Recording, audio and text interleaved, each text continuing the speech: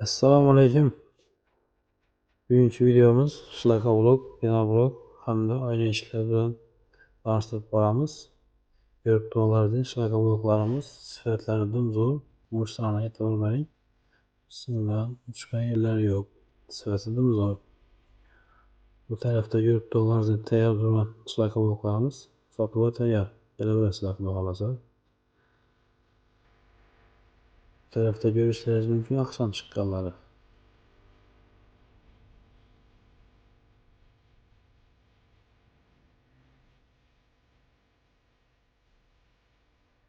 Keling ko'ring. Zo'r. Baholar ham zo'r. Yarashtirib beramiz. Ko'rib turganingizdek bolalarimiz ishlab turibdi.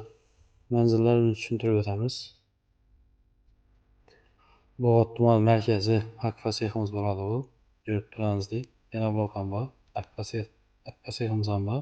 Ayni eshik chiqarib ishlab turibmiz. Shu yerda ofisimiz ham bor. Kanalimiz toza kanal. Podpisчика bo'lib turasizlar. Qo'llab-quvvatlab, layklarni bosib, yaqinlarga yuborib qo'yib, videomiz shundan manfaatli bo'ladi xudo xolasa.